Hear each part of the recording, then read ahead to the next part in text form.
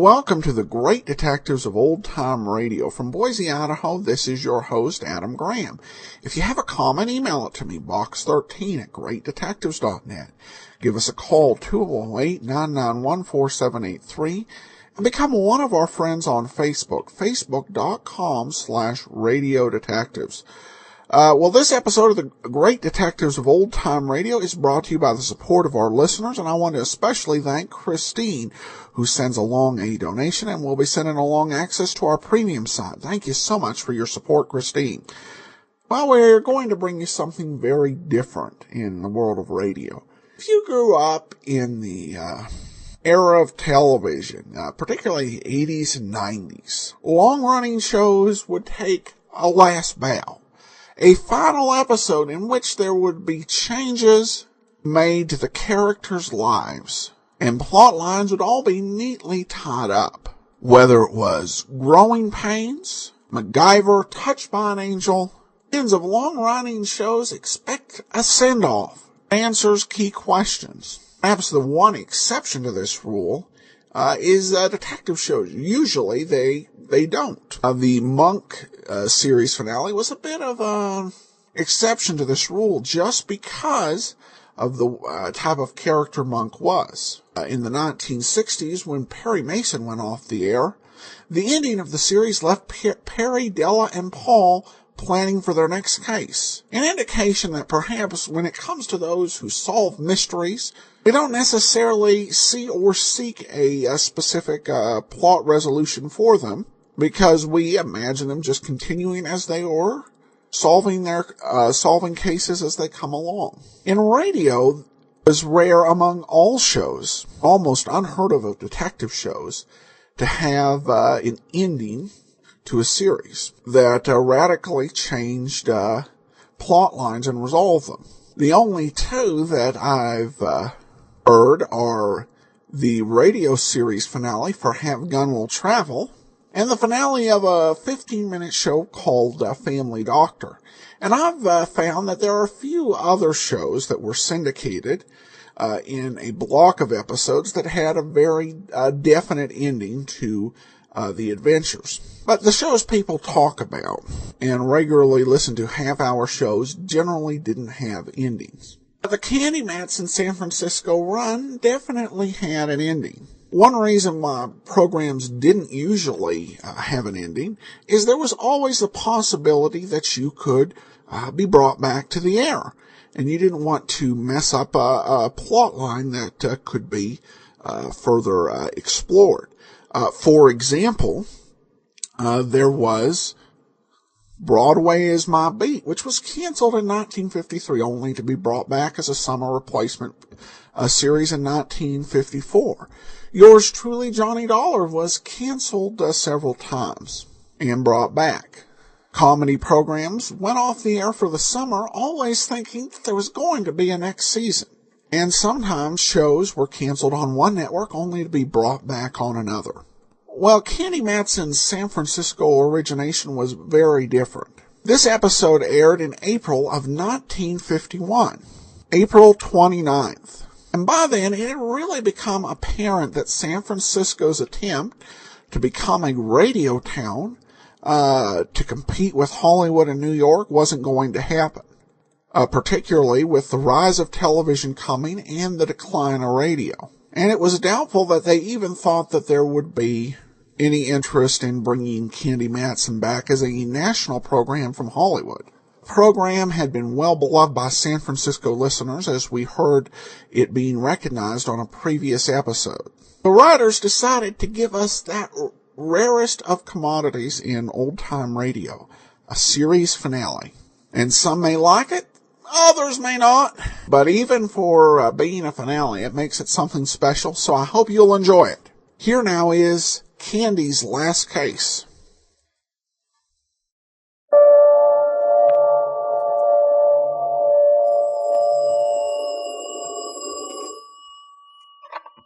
Hello, Yukon 28209.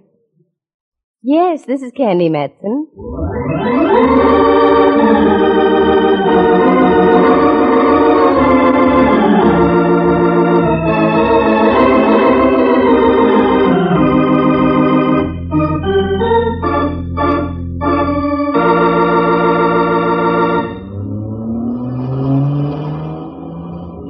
I do declare, Candy, this is a madder dash than the one made by Paul Revere. Look out for that man. I see him, Rembrandt. I know it, you know it, but does he? What's the reason for this wild scramble, girl? I started to explain, Ducky. Look at that car up ahead about a block. Yes, it's a police car. That's right. And do you know who's driving? Lieutenant Ray Mallard. That's whom. Oh, Mallard's driving. There's no reason to get yourself such a snitch. I imagine the lad's driven before. I'm not worried about the mechanical aspects of placing a car in motion and guiding it to a predetermined terminal. It's the reason behind it that bothers me. That reason being what? I don't know what the reason is, and that's the rub. For days, Mallard's been avoiding me like the plague. I call him on the phone, all I get are muffled sentences. Nothing makes sense. Last night I waited in front of the Hall of Justice and followed him when he left. And where did he lead you, dear? Into a pool room or some such thing? No, pool room I wouldn't have minded. I shoot a pretty good stick of snooker, you know. That's beside the point, Candy. Come now, concentrate. Where did Mallard lead you? To a small hotel on Ellis Street. We met a man in the lobby who was wearing dark glasses. They huddled in a corner and talked for a while. Then Mallard left. I didn't duck back fast enough, and Mallard saw me. Oh, brother, what a bawling out I got. How strange. With that, he got in his car and drove away like frantic. That certainly doesn't sound like Mallard. I called to apologize this morning. He wouldn't even talk to me. And now this. He never drives a squad car unless it's absolutely necessary. Now you've got me curious. Something must be up. You're darn tootin', and I want in on it. Yes. Who does Mallard think he is, keeping things from us like this? Oh, he's stopping. I'd better hold it up right here. He's getting out, Candy. So I see. Look, he's waving up at the middle flat. Do you see anyone in the window up there, Ducky? Yes, a man.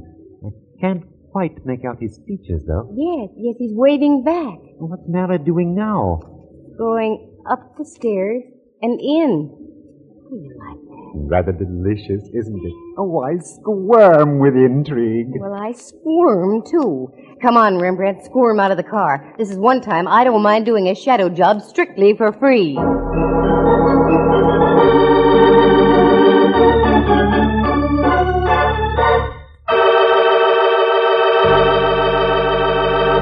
From San Francisco, the National Broadcasting Company presents another yarn in the adventures of that attractive private eye, Candy Matson, Yukon 28209.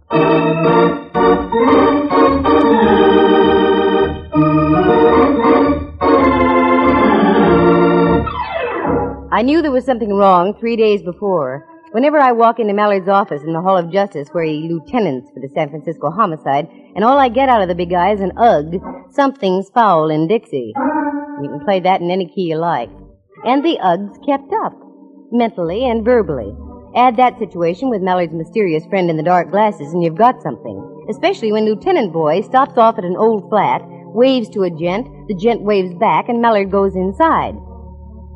Now we're all tidy and up to date.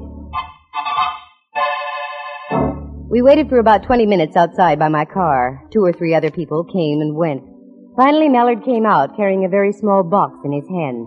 He put it inside his coat pocket. The bulge wouldn't show any more than usual. That's where he keeps his police gun. Then he got in his car and drove off. Rembrandt and I immediately went to work. Object? A social call on our unknown friend in the second-floor window. I must say, Candy, this is most mystifying. That it is, Ducky. In all the years I've known Mallard, I've never seen him act like this before. What are we up to now, Dal? We're going to take a look at the guy Mallard went to see. Find out what he looks like. Sort of a racket he's in. Supposing Mallard hears about it, won't you be even further into the doghouse? Indubitably faithful old friend. But that's the chance I'll have to take. Here we are. Little flat. This must be one of those babies built before the fire and the quake. Yes, all 1906 conveniences, including a door knocker. Well, give it a blast, Ducky. What do you say? This sort of place gives me a galloping case of depression. Yeah, I know what you mean. All the ghosts of the past that century. Try it again, Rembrandt. Any harder, and the building will slide off its foundations. What is this? You could have heard that last knock out of the Farallon. Maybe he didn't hear you. Anyone in the neighborhood would have heard that knock. I'm going to try the door. Voila. Except that it only moves about 2 inches. Shove on it, dear. My thoughts exactly. It gives a little. Help me, Rembrandt. Very well. Hey, look. Under the door. That's blood. I wouldn't call it ketchup. Come on. Once again and harder. Oh, my word.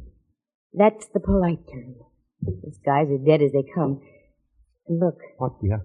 This is the Joe Mallard was talking to in the hotel lobby, even to the dark glasses. I wonder what Mallard will say about this. I was wondering the same thing. Come on, Rembrandt. I don't think I feel very well. That was an understatement. I felt worse than that. But I had to follow through now. Our next step took us down to the Hall of Justice for a little visit with Mallard. He was in. Just beat us back by about 10 minutes. He was still wearing the same scowl he had on the last time I'd spoken to him. You still mad at me, Mallard? No, I'm mad at myself. Did you stub your toe somewhere along the line, Minion? Is that it? No, but I'm about to. What do you mean by that, Footflash? You'll find out. And it's all your fault, too. You mean about last night, my following you? No, that was a dirty trick, but I forgive you. It isn't that. Then what is it? Yes, for goodness sake, stop sounding like a threepenny thrill book. I'll say what I have to say in my own good time, and nobody can force me to do otherwise. I've got news for you, Junior. The police can make you talk. The police? What kind of triple talk is this? We followed you out to that flat just now. We saw everything. What? Oh, the underhanded... So, you know. Yes, but why did you do it, Mallard? Because I'm a fool. Just a plain fool, and I ought to have my head examined. Also, the poor fellow you left out there. He needs his head examined, too. He sure does. Got a hole in it about the size a .45 slug would make. Wait a minute. What are you talking about? Don't you know? I thought I did. Now I don't think so. Now, come on, quick. What's this hole in the head routine? He's serious, Candy. I really think he is. All right, I'm serious. Come on, spill. Okay, I'll tell it to you like you don't know. We followed you out there. You wave up to the second story. Man looks out the window and waves back. Check. You go inside. We wait 20 minutes further away. You come out with a small object in your hands. You put said object in the inside coat pocket. Good report. Most efficient. You drive off. We go up to pay a visit. The host wasn't willing. He'd been shot to death. What? Oh, brother. And you thought I'd done it? Well? Well, really, Mallard, I don't see anything to laugh about. That's because you're not sitting where I am. Oh, Sister Susie, did you get your clues all fouled up? Let's get out of here. We got work to do.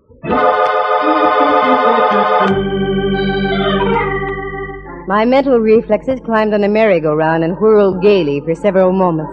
I was really confused. I didn't have time to do much about it because Mallard whisked us back to the flat. An hour later, the joint had been carefully gone over, photographed, and the body of the poor guy removed to the coroner's office for an autopsy report. It didn't take long to find out that I was right. It had been a .45 that did the dirty work. Rembrandt had to leave, so I went back with Mallard to his office. Still think I had something to do with this thing, Cupcake? Oh, in my heart of hearts, no. But of course not. But, jeepers, look at the facts, Mallard. You come out, we go up. The guy's stiff as a starched shirt. What would you think? The same thing you thought. The time element is what gets me. Not more than 3 minutes had elapsed between the time you left and the time we got up there. No. I can account for that, I think. But I'm not going to. As a matter of fact, there are several things I could account for, but I'm not going to. Now who's doing the triple talk? I am, deliberately. I'm going to tell you something, Candy. Listen carefully. You're a cute little old snoop.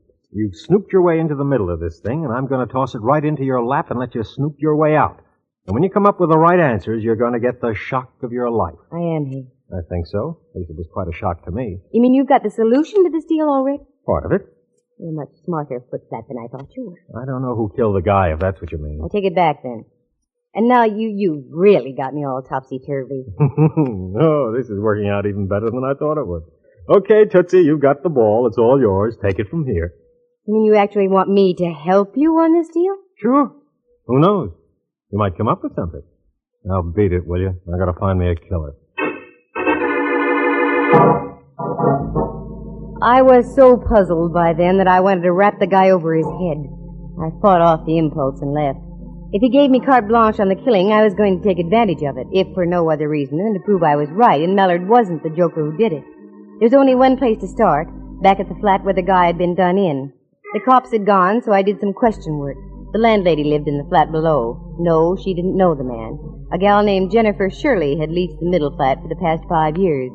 I swung a deal with the landlady, got the key to same, not the landlady, the flat, and moved in. I had a good night's sleep and waited all the next day. Nothing. The odd thing about the deal was the fact that the cops hadn't been back. They usually return for a double check. So the next night I hit the sack again. About midnight, my dreams of a vine-covered cottage in the country with Mallard were rudely shattered by a sound. The sound of the key in the lock of the door.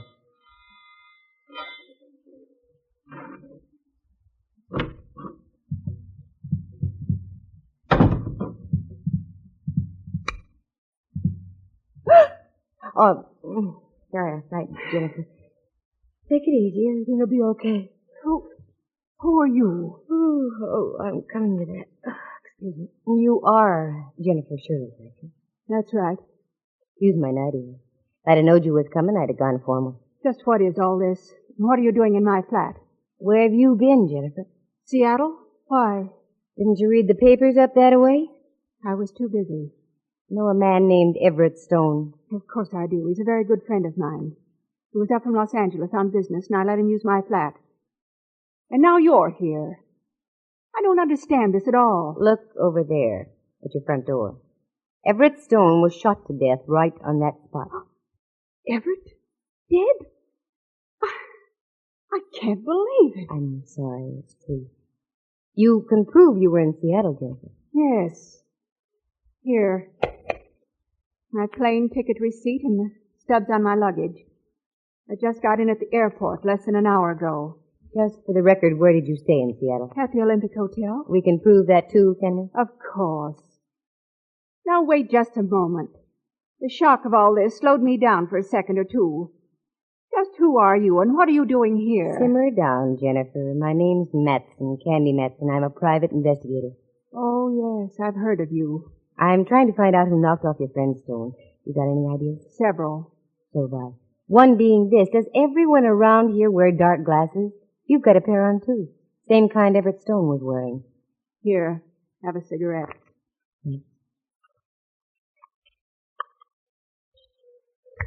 Got something you want to tell, Jennifer? Yes, I do. The dark glasses are standard equipment for the type of work we're in. And what would that be? We're gem dealers, precious stones. Whenever we have a valuable piece of property in our possession, we're required by bond to wear these dark glasses.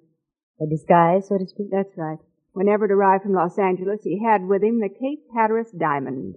You've heard of it? Who has? It was about $500,000. That's right. He was on his way to Seattle to show it to a prospective buyer. The first night here, Everett appeared on a television show to display the diamond. As he left, he knew he was being followed. He called me and asked me if we could make a switch. Wanted to know if I'd take the diamond on up to Seattle and try to make the sale. And he'd stay here, is that right? Right. Well, it was a good switch, except that Everett got himself knocked off. There was trouble. Have you got the diamond with you? Right here, in my purse. Look. What a little beauty. And not so little as that. No. Oh, the most gorgeous thing I've ever seen. And you just carry it around in your purse like that? Certainly. Who'd think to look in a woman's purse? You've got a point. Lipstick, mascara, streetcar tokens, loose change, but not a $500,000 rock. Did Everett say what the man looked like, Jennifer, the one who was following him? Yes. He wrote a complete description for me. Have you got it? Also in my purse. Here. Yikes. Miss Matson, you're white as a sheet. What's wrong? Plenty's wrong. This describes a certain Lieutenant Ray Mallard to a T.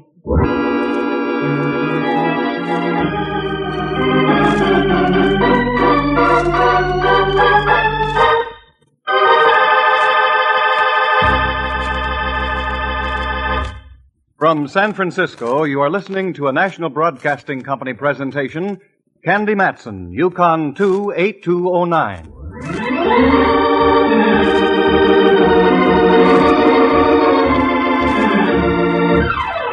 I slipped out of my nightie, slipped into my street clothes, slipped Jennifer a wet fish handshake, slipped out the door, slipped into my car, and slipped home to my penthouse on Telegraph Hill, and from there I kept right on slipping.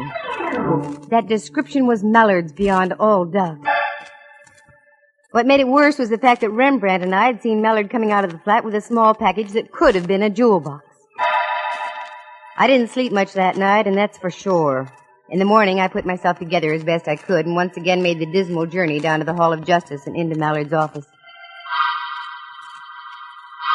How you doing, Cupcake? Not too well. I have some rather unpleasant news. Such as like what? Mallard Everett Stone was a gem broker. Good for you. You've got clue number 1. You knew that? Don't be ridiculous, Candy. That came out of McGuffey's reader. Number 2.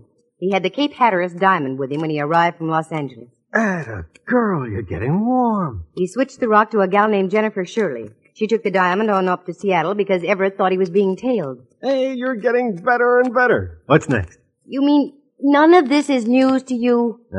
Old hat so far. Well, maybe this won't be old hat. Everett wrote a description of the guy he thought was following him. He gave it to Jennifer. It's you right on the nose, Mallard boy. What? It's you, including the little mole you have behind your right ear. You don't look so good, Mallard, dear. Don't you think you ought to tell me what it's all about? Maybe I'd better. I can't for the life of me figure out. Wait a minute. Sure. Of course. You had me worried there for a minute, Cupcake. Doggone, what is this, Mallard? I'm getting mad. You'll find out. Oh, I'll find out. But when will I find out? Ooh, saved by the bell. Excuse me a minute, Detective Matson. Oh, sure. Lieutenant Mallard, homicide. Lieutenant, this is Sergeant O'Flaherty down on radio. We just got a report from Prowl Car 36. Yeah, O'Flaherty. There's been a dame killed out in that same flat, name of Jennifer Shirley.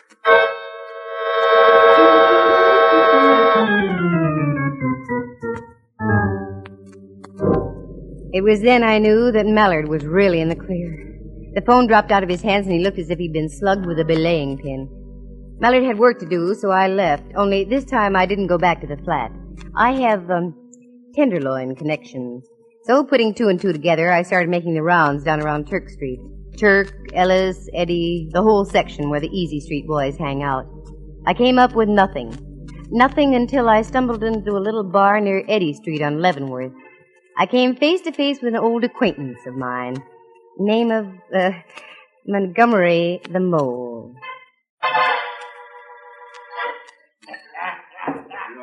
Well, for crying in my beer and making it salty. Look what the height I just washed in. Hiya, Candy. Hiya, Montgomery. I ain't seen you since the night you caught up with me former pal, Willie Cloud. Oh, I'm sorry I had to do that, Montgomery. Oh, I ain't. Hanging'd be too good for that crump bum. A little second story work ain't too far out of line. I can even swallow a well-executed stick-up. But when it comes to kidnapping and murder, us honest characters draw the line. That's why I'm here, Montgomery. Yeah? There have been 2 killings in the last 4 days. The grapevine must be slipping. I don't hear nothing about no rub-outs. They've been kept quiet for a reason. Just what the reason is, I don't know. Have you heard about any of out-of-town icemen dropping in the last few days? Not a one. Now, look, here's a 20, Montgomery. That's all I've got. I'll send you 20 more first thing in the morning. Is your memory improving? Ooh, just like I never lost it. Well, is there a jewel boy in town? Look right ahead of you up at the bar. Yeah? That's him. If he ain't a hot-ice juggler, my name ain't Montgomery. Got in just about 4 days ago. Calls himself Finch. Oh, Montgomery, I love you. I'm moving over there. Do me a favor. Tip the bartender off. Tell him to keep my drinks well watered. It didn't take long. A guy from out of town gets lonesome. I was sitting at the bar no more than 3 minutes, and we were old friends. He kept the drinks coming, and by closing time, he really had a snootful. He offered to drive me home, and naturally, I accepted. We got out on the sidewalk, and suddenly he darted back into the tavern. When he returned, he was carrying something in a paper bag. We found his car and climbed in.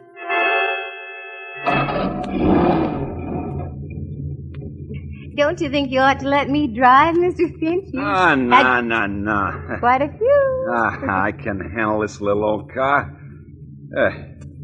I'm sort of stranger here. You'll have to tell me which way to go. Oh, sure. You go straight up Leavenworth here, and then you turn right on Bush. I'll direct you after that. Okie doke. Oh, you sing real pretty.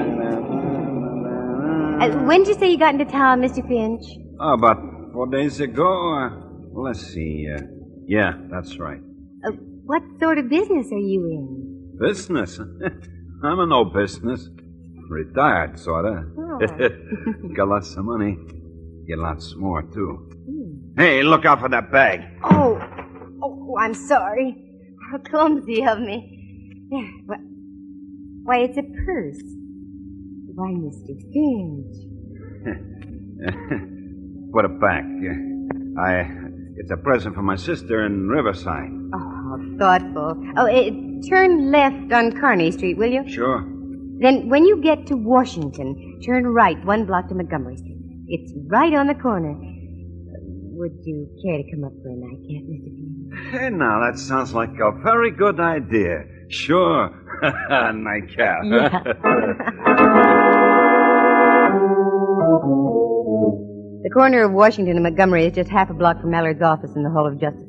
With any luck, I could do a bloodless turnover to Lieutenant Boy. I reached down by my side, got my .32 out of my purse, and held it under my coat. We arrived at our destination, and Finch helped me get out of the car. There was only one pale light to illuminate the street, which was just what I wanted. There you are. You go ahead a little way, Mr. Finch. There seems to be something wrong with one of my heels. Oh, sure. Oh.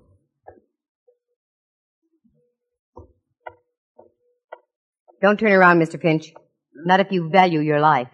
This is a gun I've got stuck in your back, and believe me, I know how to use it. Say, what goes on here?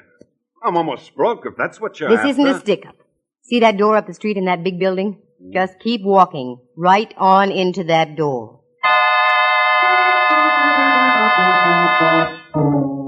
He started walking, and I hung back a few paces. I didn't want to lose this baby. He was too good. Because that purse he had in the paper bag was the one owned by Jennifer Shirley. I'd never be able to forget that purse. It contained the Cape Hatteras diamond. I marched him into Mallard's office, and Mallard was in. I gave him the full scoop, and in less than half an hour, we had one sad Finch behind locked bars with the promise of a full written confession of 2 killings and 1 diamond theft. I had never seen anything fall into place so easily. A few minutes after we returned to Mallard's office from putting Finch into his ungilded cage, there was a knock on Mallard's door. Come in. Is I Gumshoe? What on earth did you call me for at this hour of the night or morning? Yeah, come on in, Rembrandt. This ought to be fun. Oh, you too. Yeah. Why aren't you home getting your beauty rest? Oh, we just wound up a couple of killings, dear. Those of Everett Stones and Jennifer Shirley. Well, bully for you. And I had nothing to do with it. Candy did it all. I left her strictly alone, and she came through like a trooper. There's only one little thing she's overlooked. When she comes up with that, she'll have solved her best and last case. Last case? What are you talking about, Mallard? Captain Mallard, this is Riley on the top deck. Captain! What is this? Yeah, Riley. We got this Finch joker all booked and fingerprinted. He's in the Lysol dip now, then we'll tuck him into Betty Bye for the night. Good. We're changing shifts now. Anything else you want from me? No, Riley, you can knock off. Fine, Captain. Oh, and all the boys up here send down congratulations. Oh, thanks, Riley. See you tomorrow. You? A captain? Well, that's right. Well, by Jove, I think that's splendid. Congratulations, minion. Thanks, Rembrandt. Oh, I'm getting dizzy again. He's a captain. And what's this stuff about my best and last case? Give out here, Mallard boy. Doggone it, you're missing the most important clue in this whole case. Now, let's review it. Go ahead, girl. I'm bursting me buttons. Okay. I first get suspicious when you turn grumpy on me, Mallard. That's when I was wrestling with myself over a decision. That's right. Then you meet the Stone guy in a small hotel on Ellis Street. Well, we had business. That's where he wanted to meet me. Then you go out to those flats. You wave, he waves, you go in. When you come out, you're carrying something. We go up, Stone is dead. Later, I meet Jennifer Shirley. She shows me the Cape Hatteras diamond. But she also shows me something else. A description written by Stone, a description fitting you exactly. Here. Look what was in Jennifer's purse, along with the diamond. What? Another description. One that fits Finch. Everett Stone accidentally gave Jennifer the wrong slip of paper, the one that described me. Oh, for Pete's sake. That sure had me worried, Mallard. Isn't there something else that worries you, Cupcake? Yes, there is, darn it, but I can't put my finger on... Wait a minute. That's it. The package. The one you carried down the stairs from that flat. At last, you finally did it, Candy. Here it is, right here. Open it, see for yourself. Okay.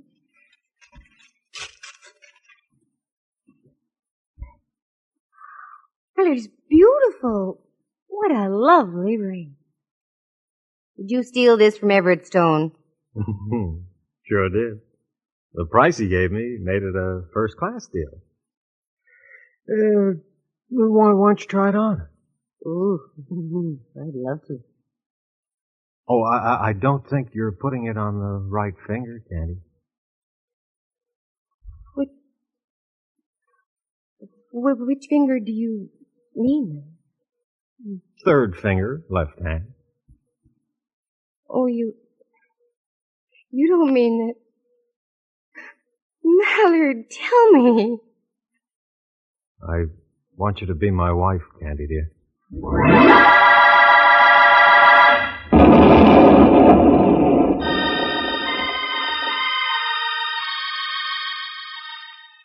Oh, say it again, will you, Mallard, dear? This is only another one of those fool dreams of mine, I'm sure. It's not a dream, Cupcake. I mean it. More than I've ever meant anything in my life. Will you marry me, Candy? You big idiot. You don't need the answer to that. I wasn't asking you. Oh, yes, I'll marry you. Captain, dear. Forever and ever. Do you see now what I meant about this being your best and last case? Oh, yes, but you're wrong. I have another and a bigger case coming up. What's that, you little monkey? Just trying to be an awfully good wife to you. My word. I was wondering. What, Rembrandt? When you're married, how shall I address you? Oh, that's easy. Just Mrs. Captain Mallard. Well, I won't even have to change my initials.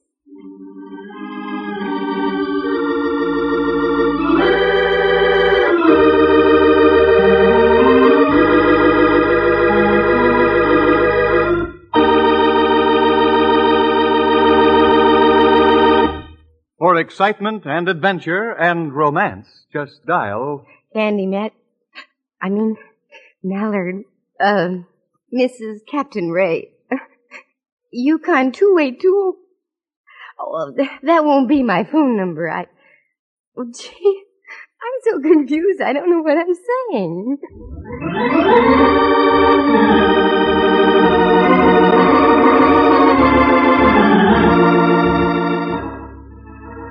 Heard on the program were Jerry Walter as Montgomery the Mole, John Grover as Finch, and Helen Klebe as Jennifer Shirley. Jack Thomas is Rembrandt Watson, and Henry Leff is Captain Ray Mallard. The program stars Natalie Masters as Candy and is written and directed by Monty Masters. Sound effects are created by Bill Brownell, and Eloise Rowan is heard at the organ. Our engineer was Phil Ryder. The characters in the story were entirely fictitious. Any resemblance to actual people or names is purely coincidental. The program came to you from San Francisco, and this is Bud Heide speaking.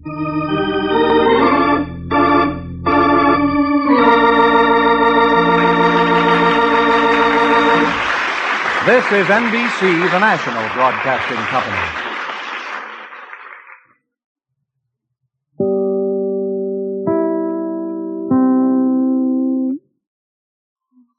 Welcome back. Well, quite an end for Candy Matson. I don't know about Mallard's approach. Acting like the woman you want to marry you is kind of dense and slow for not figuring it out generally doesn't guarantee a yes. But everybody lives happily ever after. I think the case itself had some pretty daring exploits by Candy, which made it a pretty fun and enjoyable episode for that perspective. Well, we turn to listener comments and questions now, and I've saved the one specifically about Candy Matson. Mary says, on Podcast Alley, of all the old-time radio detective podcasts on the webs, this is absolutely the best. I've been enjoying Candy Matson. Keep up the great work. From Mary. Thanks so much, Mary. I received an email here from Leigh from British Columbia. She says, hello, Adam. I recently listened to your podcast of the Candy Matson episode, The Movie Company, and recognized the voice of the movie director, Reginald Dick, played by Hal Burdick, as someone I enjoyed on several of your old-time radio podcasts. I did an online search for Mr. Burdick to find out what other radio programs he had starred in, and all that really came up was his role on Night Editor.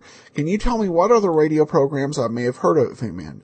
I'm a big fan of Candy Matson and all other old-time radio shows you share with us. Thanks for all the great work you do. Your attention to detail and enthusiasm during your comments is always appreciated. Thanks also to Andrew for making these programs sound so much more recent than they actually are.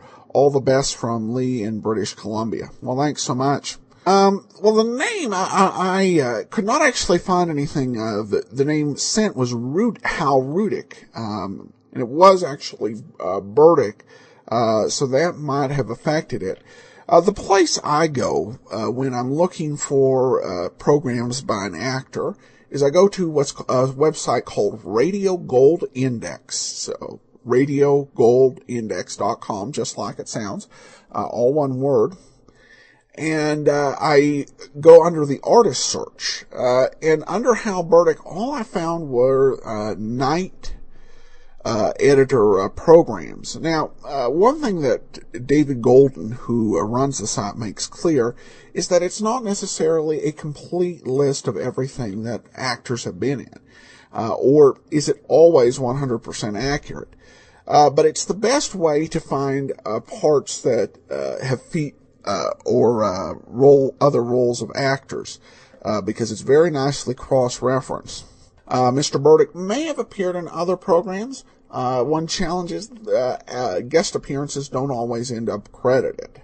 And sometimes the people who are listening to the programs can guess the voices and they guess accurately, and sometimes they can't. So a night editor is all I'm able to find. If a listener is able to locate any other roles by Mr. Burdick, let me know, and I'll pass it along to our listeners, both Leigh as well as the rest of our listeners. Thank you. Dan provides us a little bit of trivia. A note about Candy Matson, the announcer of the show, Dudley Manlove, would go on to cult movie status when he appeared as Eros, the alien in Ed Wood's infamous Turkey Plan 9 from Outer Space. You can spot that very distinctive voice a mile away. And by the way, that was his real name. Well, thanks so much. And the Digital Deli's definitive Candy Matson page actually does have a picture of Dudley Manlove in character in Plan 9 from Outer Space. I should note that while it doesn't appear that they expected the show to be looked at for national revival, Candy Matson, there was a look at the idea of doing a Hollywood version. And so Natalie Masters returned to star and with a new cast, and we will tell you about that pilot episode next week. And that will wrap up our review of the Candy Matson program. In the meanwhile, send your comments to box13 at greatdetectives.net. Follow us on Twitter at Radio Detectives and give us a call, 208-991-4783. But from Boise, Idaho, this is your host, Adam Graham, signing off.